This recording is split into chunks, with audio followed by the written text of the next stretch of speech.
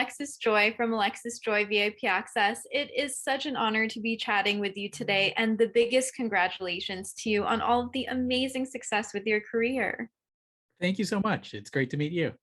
You're very welcome. Now, we are so excited because The Boss Baby Back in the Crib is coming on Netflix on May 19th. We're so excited to binge watch the series. Now, can you tell us what it was like for you making this series and continuing to expand the exciting world of The Boss Baby?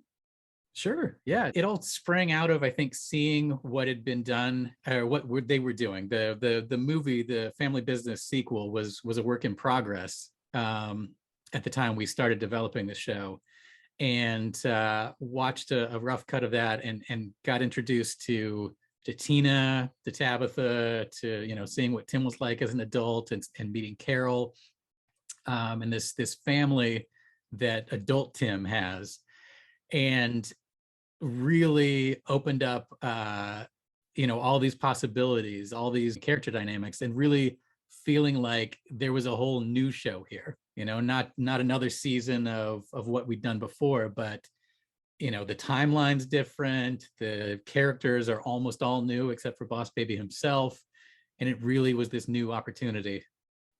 So amazing. We love seeing the world of the Boss Baby continue to grow and grow and be able to join him on this wonderful journey. Now, I want to ask you, what is something that you've learned from the Boss Baby after developing such an amazing character? I feel like we learn a lot of what not to do from the Boss Baby. Man, you may have stumped me with that one.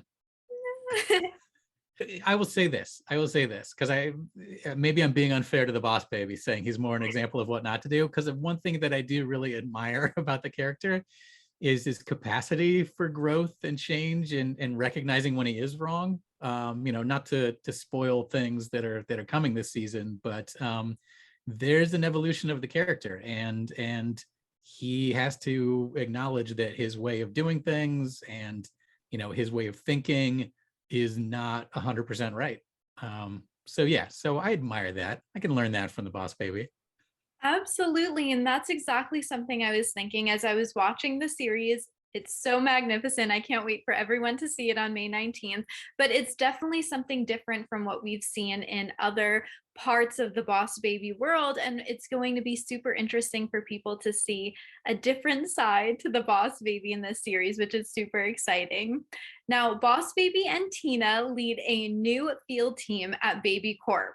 So imagine there's room for a new hire on the team. What do you think the job description would entail for this role? Well, love obviously is the first requirement, because the whole basis of this organization is that, and that's really, I mean, that's our operating behind the scenes, our operating philosophy as well. Is if you don't love what we're doing here, then why do it? Like, it's something we want to put our hearts into. So yeah, that's job requirement number one for anybody working at Baby Corp. I And then love if it. they know, something with explosives or whatever, that would be handy too. Those are some good special skills to add to the resume, of course. I love it. Now, one of the tasks Theodore Templeton takes on to prove himself to Nanny Cam in this series is to put a stop to baby cheek pinchers. Now, we know that babies have to go through a lot of things because they can't vocalize when something's really bothering them. So, what is a problem that you think babies have that maybe Baby Corp can tackle on and find a solution for next? Oh, that's a good question, because I feel like I poured most of them into the show already. I mean, that cheek pinching, now that you mention it, that's drawn from life. That was little 2-year-old Brandon. I was super blonde when I was a kid, and people just loved that blonde hair, and they'd come up and pinch the cheeks. And apparently I would try to bite them. We didn't put that in the show, but that was my response to it. Is if you try to pinch my cheeks, I would go for your fingers. I love it. I love that. We have some backlash. Now, also, let's take it back now that you've mentioned it to baby Brandon. Now, what kind of company do you think a baby you would be the boss of? Demolition. I mean, that's really all that I was qualified for.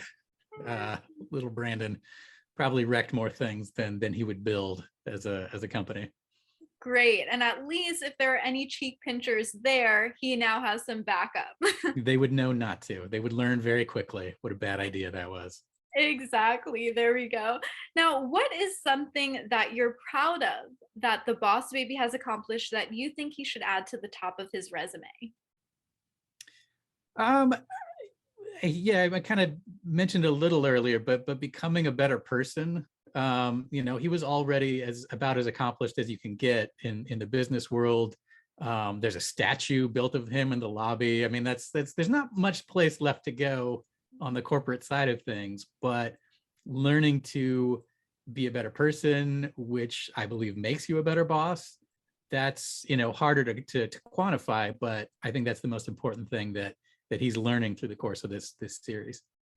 Absolutely. And again, I'm so thrilled and so very excited for everyone to see the show.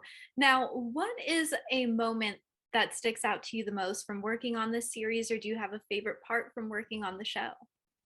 Just I really it was my first experience, Boss Baby as a whole, both series, my first experience as a showrunner and really managing a team, and just being able to work with so many different personalities and just incredible talents, and seeing how everybody's ideas and their lives just fold into this show and to make it something beautiful that we're doing together. That's the favorite part for me.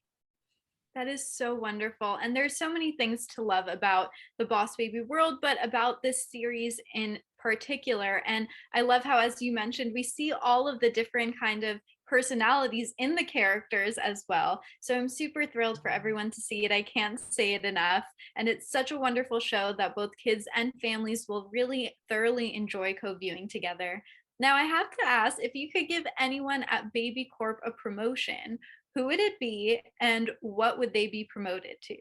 The one who deserves it the most has got to be JJ, in this series. But I feel like she wants to stay where she is, which is the the difficult thing and the fun with her character, is that she loves what she's doing, but she's clearly overqualified to be an assistant just to Boss and Tina.